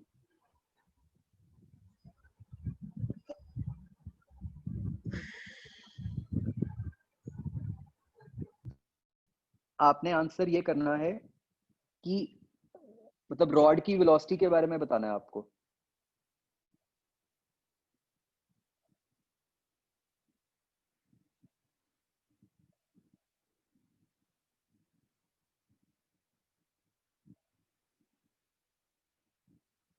मतलब कि ऑब्वियसली पहले तो जीरो है, रिलीज फ्रॉम रेस्ट लिखा है, तो क्या होगा कि भाई बढ़ती रहेगी या पहले बढ़ेगी फिर कम होएगी, या बढ़ के किसी कांस्टेंट वैल्यू पे पहुंच जाएगी, या कुछ चेंज नहीं आएगा, जीरो ही रहेगी। तो बना के देखो और बताओ कि वेलोसिटी को क्या होगा।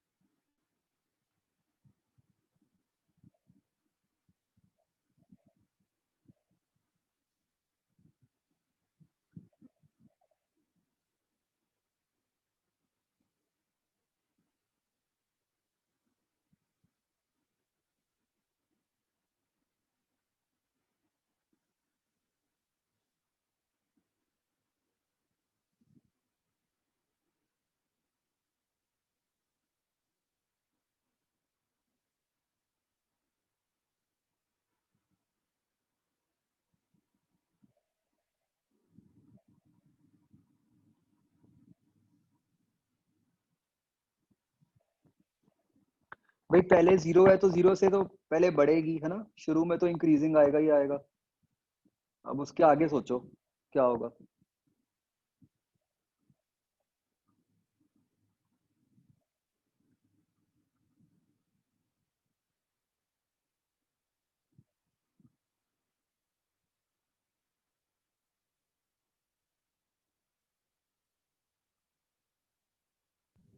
फाइनल बता दें, ये भी बताना है मतलब कैसे बढ़ रही होगी। नहीं नहीं बस फाइनल चाहिए मेरे को तो।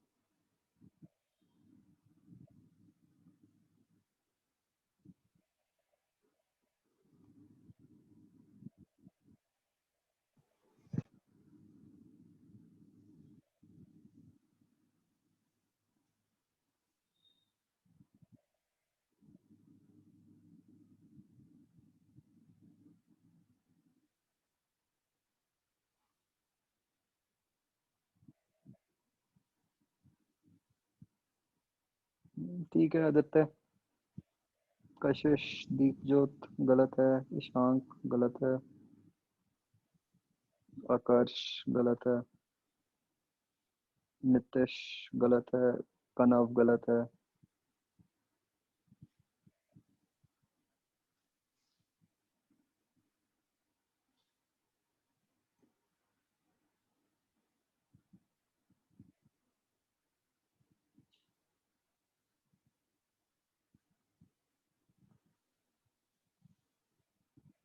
नहीं, गोबरान, ओजस और सोचो, अवल और सोचो, गलत है। नहीं खुशनीत।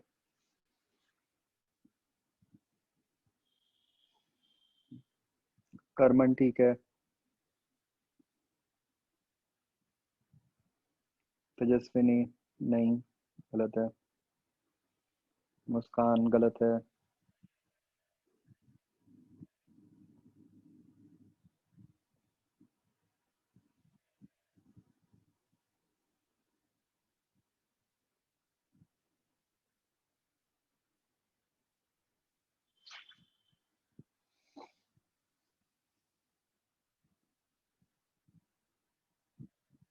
नहीं कशिश।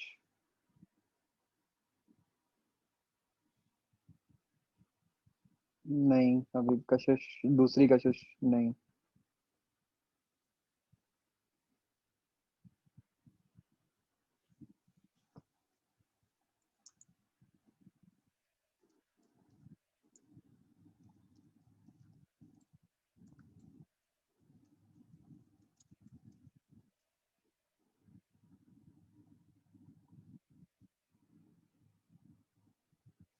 देखो भाई, भाई बिल्कुल इनिशियली तो क्या होगा, रॉड के ऊपर mg फोर्स लग रही है नीचे, और अभी तो रॉड रेस्ट पे ही है, तो मतलब वो बैटरी बनी ही नहीं, तो कोई करंट नहीं आया, तो बिल्कुल इनिशियली तो कोई फोर्स लगी नहीं रही उस पर।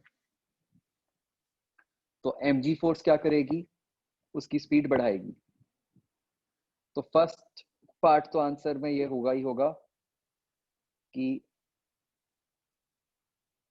Speed of rod will first increase.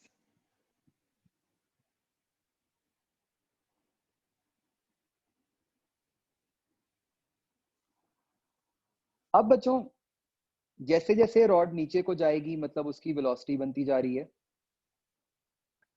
तो अगर रॉड की कुछ वेलोसिटी आ गई, तो उस कारण से रॉड के अंदर करंट फ्लो करेगा। बताओ करंट किधर फ्लो करेगा, क्लॉकवाइज एंटी क्लॉकवाइज?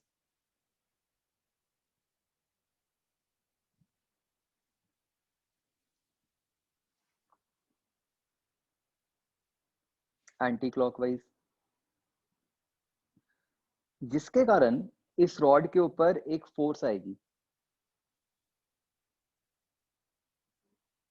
ये फोर्स आ गई ऊपर को, this force is IBL, which is वही हमने जो अभी लिखा था,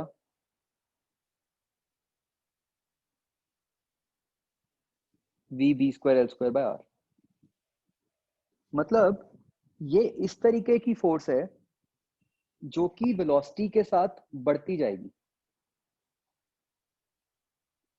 तो मतलब जो शुरू में mg फोर्स रॉड की वेलोसिटी बढ़ा रही है, तो उस कारण से जो ऊपर वाली फोर्स है वो भी बढ़ती जा रही है, बिकॉज वो इटसेल्फ वेलोसिटी पे डिपेंडेंट है, राइट? तो बच्चों क्या हो जाएगा ऐसी सिचुएशन में? तो धीरे धीरे एक टाइम आएगा जब ऊपर वाली फोर्स और नीचे वाली फोर्सेस बैलेंस हो जाएंगी।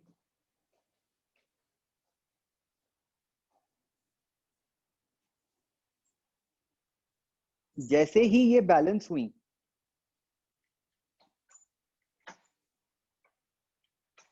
उसके बाद क्या हो जाएगा? कांस्टेंट वेलोसिटी से। बस उसके बाद तो रॉड कांस्टेंट वेलोसिटी से मूव करती रहेगी।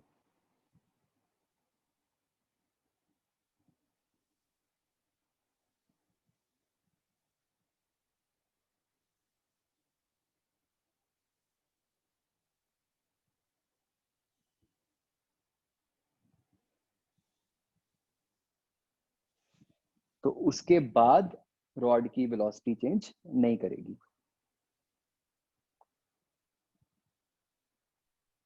Sir yes. सर जब रोड की वेलोसिटी सर मतलब सिर्फ mg फोर्स लग रही होगी सर उस पे इनिशियल टाइम पे, हम्म और सर वो मतलब कि एक किसी फोर्स के साथ सर नीचे किसी वेलोसिटी के साथ जा रही होगी रोड जो होगी, तो सर एक ऐसा टाइम आएगा जब सर मतलब कि एकदम से जो ऊपर वाली फोर्स है सर वो लगनी शुरू होगी।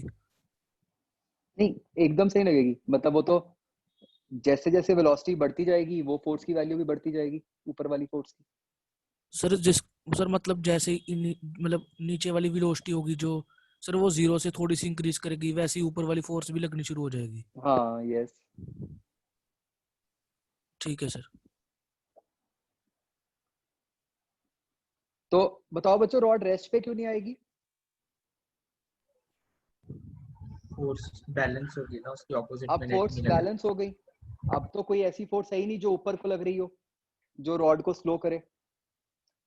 ये तो बस एक बार जैसी फोर्सेस बैलेंस हुई उसके बाद अब कुछ है ही नहीं जो रॉड को वेलोसिटी को चेंज कर पाए, तो इसलिए बस वो उसी कांस्टेंट वेलोसिटी से मूव करती रहेगी।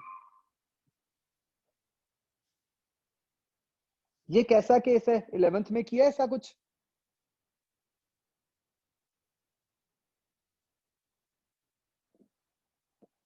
याद करो।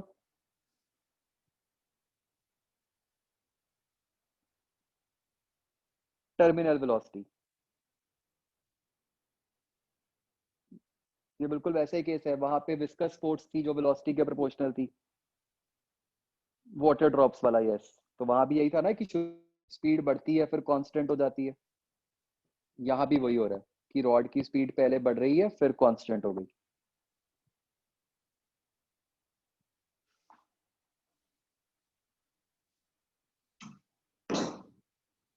तो आप वो निकाल भी सकते हो यहाँ से कि वो वेलोसिटी कितनी हुई।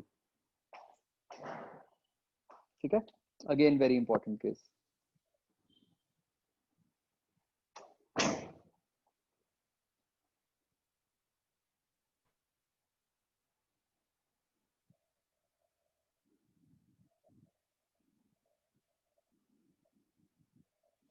Alright, clear everyone? नहीं, इसमें ये नहीं आ सकता कि velocity as a function of time निकालो, वो बहुत ही अजीब सी आती है, मतलब एक्सपोनेंट वगैरह की फॉर्म में आती है। तो बच्चों एक बात समझो कि ऐसा कभी भी नहीं हो रहा कि जो रॉड पे ऊपर की तरफ फोर्स लग रही है वो नीचे वाली फोर्स से बड़ी हो जाए। ठीक है, शुरू में तो ऊपर वाली फोर्स बहुत कम थी, वो धीरे धीरे बढ़ रही है, और ऐसे करते करते उसकी वैल्यू एक टाइम पे जाके mg के इक्वल हो गई। ठीक है, जब mg के इक्वल हो गई तो फोर्स बैलेंस हो गई, तो वेलोसिटी कांस्टेंट ही हो गई। तो इसका मतलब अब ऊपर वाली फोर्स और बढ़ ही नहीं सकती। हाँ, इसमें टाइम लगेगा, यस। तो इसीलिए हमने कहा कि शुरू में बढ़ेगी रॉड की वेलोसिटी पहले, और फिर उसके बाद जाके कांस्टेंट होएगी। तो मतलब इसका आंसर क्या बनेगा कि first increases and then becomes constant. मतलब ये इस टाइप का ग्राफ बनेगा इसमें।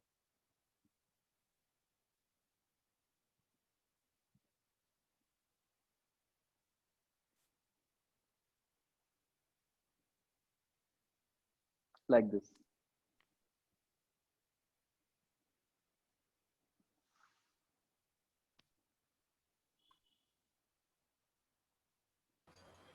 सर तो फोर्स, हाँ अगर कुछ टाइम लग रहा है तो पहले तो ऊपर वाली फोर्स बढ़ रही है तो नेट फोर्स को कम करेगी, तो वेलोसिटी पहले कम होगी फिर कांस्टेंट नहीं होगी।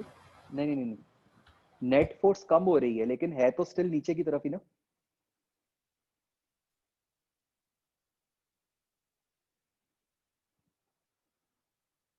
मतलब स्पीड तो बढ़ती जाएगी और फिर मतलब जिस रेट से बढ़ रही थी वो कम हो जाएगा, बट फाइनली तो बढ़ ही रही है ना स्पीड। Okay sir.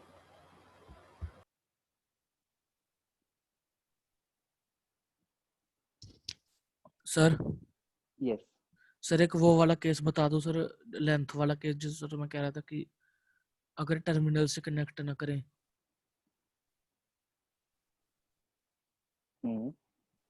तो सर जैसे मतलब इसमें तो हमने हर केस में टर्मिनल से मतलब जो रोड की लेंथ है वही हमने मानी है, लेकिन सर अगर हम जैसे इस केस में जैसे सर मतलब आप कह रहे हो कि रॉड को लंबा कर दें हम। हाँ जी सर, रोड को लंबा कर दें और सर जो कनेक्ट पॉइंट है वो सेम ही रखें। हाँ तो हमें तो उससे मतलब है, बेसिकली हमारे काम की जो लेंथ है वो ये वाली है। लेकिन सर फील्ड तो मतलब सारी रोड ही कट कर रही होगी उस टाइम भी। बट उधर से कनेक्टेड नहीं है ना, तो उधर से तो चार्ज फ्लो ही नहीं कर पाएगा। नहीं हम, अच्छा नहीं, मेरा मतलब था कि हम ये मान रहे हैं कि फील्ड अंदर ही है, फील्ड बाहर नहीं है। अगर सर मतलब फील्ड बाहर होगी तो सर जो लेफ्ट और राइट पे सर जो बाहर होगी उसकी अलग अलग वो बन जाएगी हाँ बैटरी। फिर वो अलग ही बन जाएगा। हाँ ठीक है सर।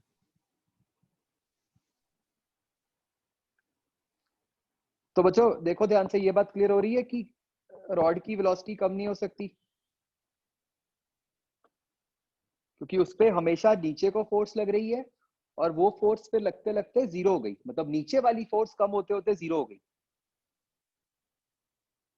नहीं मैंने गलत बोल दिया, जो नेट फोर्स है वो पहले नीचे को लग रही थी और फिर वो करते करते जीरो हो गई। ऐसा नहीं हो सकता कि नेट फोर्स ऊपर को आ जाए।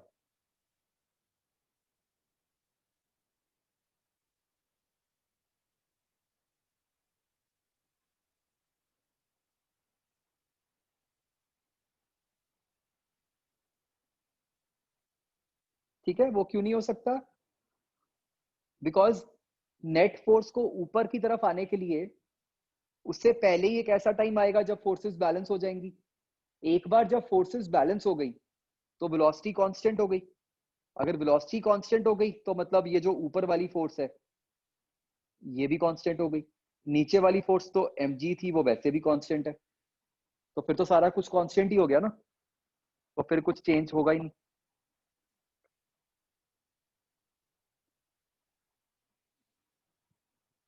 अंडरस्टूड?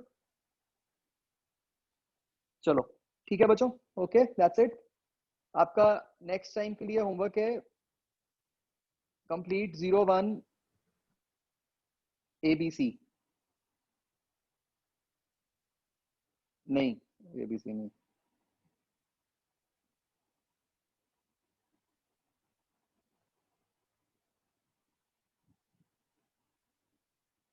DE। ठीक है, ठीक है सर। यहीं तक टेस्ट में आएगा।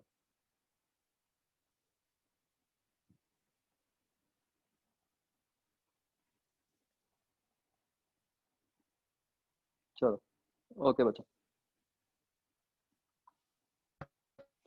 कहना B कांस्टेंट है।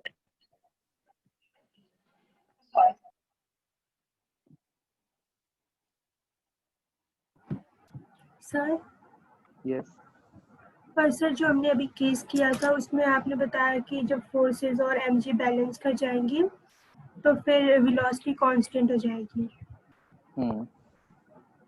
वेलोसिटी कांस्टेंट हो गई थी, वो रेस्ट पे नहीं हो जाना चाहिए रॉड को? नहीं, अगर वेलोसिटी कांस्टेंट है तो रेस्ट पे कैसे आएगा? वेलोसिटी कांस्टेंट मतलब भी कांस्टेंट वेलोसिटी से ही मूव कर रही है वो। सर अभी उसके लिए मतलब कि कौन फोर्स दे रहा है कि वो मतलब कि डिस्प्लेस भी करेगी? कांस्टेंट वेलोसिटी से मूव करने के लिए तो फोर्स नहीं चाहिए ना, फोर्स तो हमें एक्सेलरेशन के लिए चाहिए होती है। ओके समझ में आ गया। चलो ओके बच्चों, बाय।